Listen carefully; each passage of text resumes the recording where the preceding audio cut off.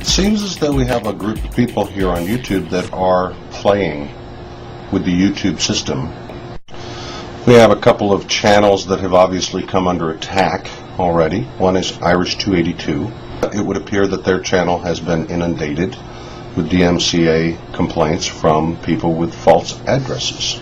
The problem with this is that YouTube is facilitating this process, this hate process.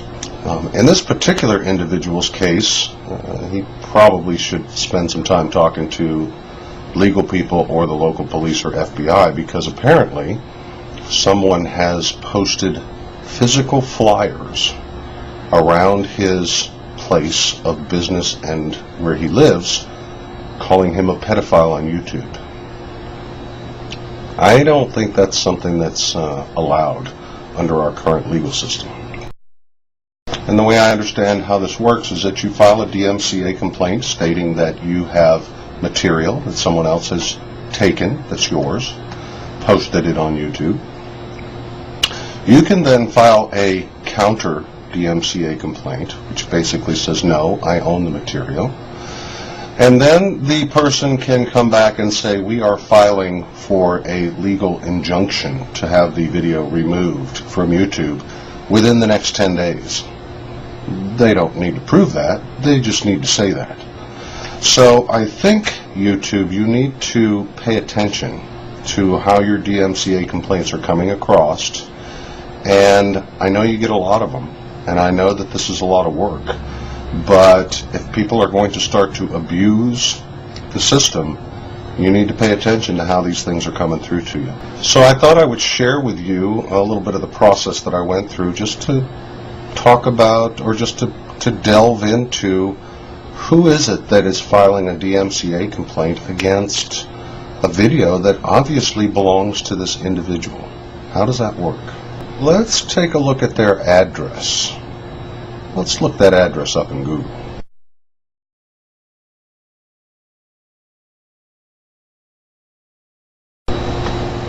How very strange.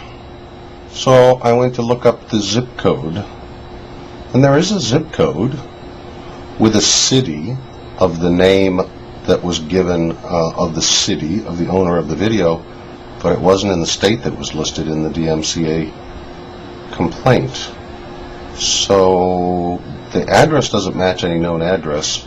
The zip code matches a city which is in a completely different state. How odd. Well, I went to try and find the name that was given on the DMCA complaint, and I found it. Wasn't where I expected to find it. It's a character in a movie.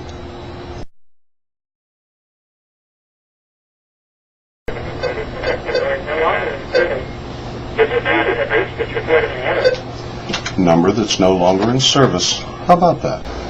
So you have a movie character submitting a claim from an address that can't be found, from a city that's not in the state that the person said they were from, and the phone number is a number that is not in service.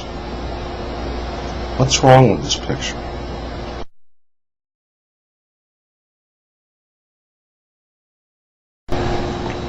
Ah, I get it.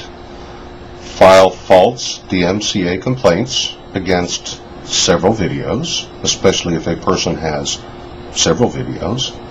I think the policy right now is 3 videos taken down due to copyright and your channel gets suspended. Maybe more, I'm not sure, but certainly it would not take long for a person to file these false claims.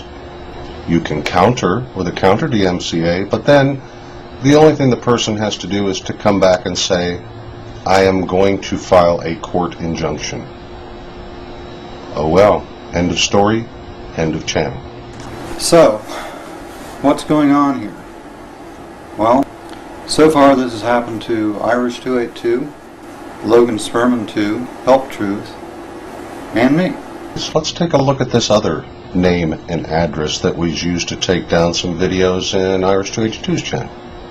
Okay, here's the promised screenshot of the faxes sent to DMCA one of Irish 282's videos. Hi, good morning. This is Tim. I'm trying to verify a mailing address through your post office, 303. Can you tell me if there is an address, 4168 Junior Avenue? I don't think we have the Junior Avenue here in East Point. Hold on. Okay. No, we don't have no Junior Avenue. No Junior Avenue. So 4168 Junior Avenue wouldn't be a good address. No, it wouldn't. All right. Thank you, sir. Okay. All right. Bye-bye. So, for what it's worth, there you have the email address. YouCan'tKillAGhost@yahoo.com. This is felonious. This is criminal. This is a serious crime. I have in my hand an email, and it's from You Can't Kill a Ghost, who is a member of the Yahweh clan, formerly known as Sub 7. He's had a lot of accounts. The one before this was the Ghost of Sub 7, which is why he came up with You Can't Kill a Ghost when he made a new account after the Ghost of Sub 7 was suspended. Anyway, it's from You Can't Kill a Ghost, and that email address is you_can't_kill_a_ghost@yahoo.com.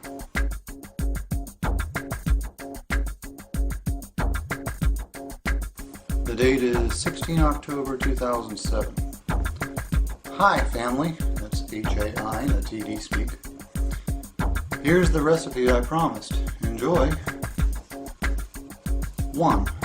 Go to http://www.fakenamegenerator.com. 2. Make sure the identity is in the United States and is very far away geographically from California and Virginia, which is interesting. When corresponding with Harry, use this name. Harry is a member of the YouTube copyright team. If this is a new body, register with this name too, obviously not with the generated email though. If you left the real name blank on your current body, don't worry, it still works either way. 7. Generate the letter, but don't send it yet. It needs to be edited first. 8. Remove the line that says, quote, "If you have any questions about this notice, please do not hesitate to contact me," end quote. They shouldn't have any fucking questions. 9. Print an additional Word document. If you're in the U.S., print the document out. Sign it with a hand that you don't usually sign with. Get to a fax machine. Go into the settings and remove the name and number that's usually printed on the top of the faxes. Test it out on another fax machine to make sure it's gone. Dial this exactly. *67-1-650-872-8513.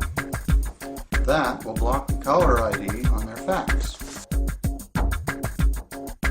Your new MS Paint digital signature. In the body of the email, you must state that, quote, "I, name, certify, that this is my digital signature that is included as an attachment to this email." Open 7 proxies and fire that shit out to Harry. Note, the reason I included step 10 is because emails contain headers that can be traced. If you are outside the U.S., it's no big deal. If you're inside the U.S., then sending the anonymous fax is less risky in my opinion. So, this is pretty conclusive proof of conspiracy by the Yahweh clan to commit felonies. So, whose account's going to be next? I guess it doesn't really matter.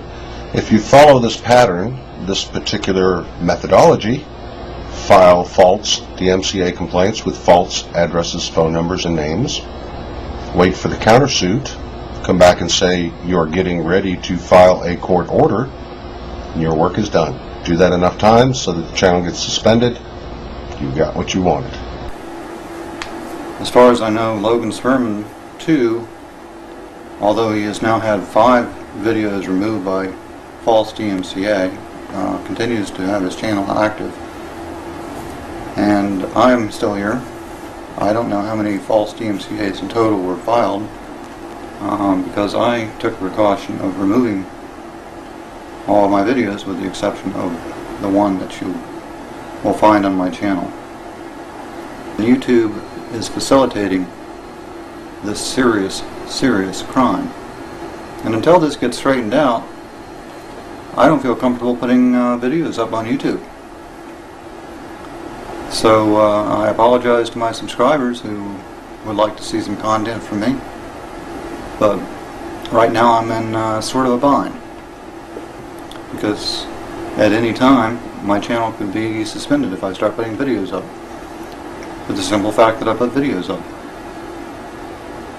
So I'm doing what I can, but I need the community to help. So please help.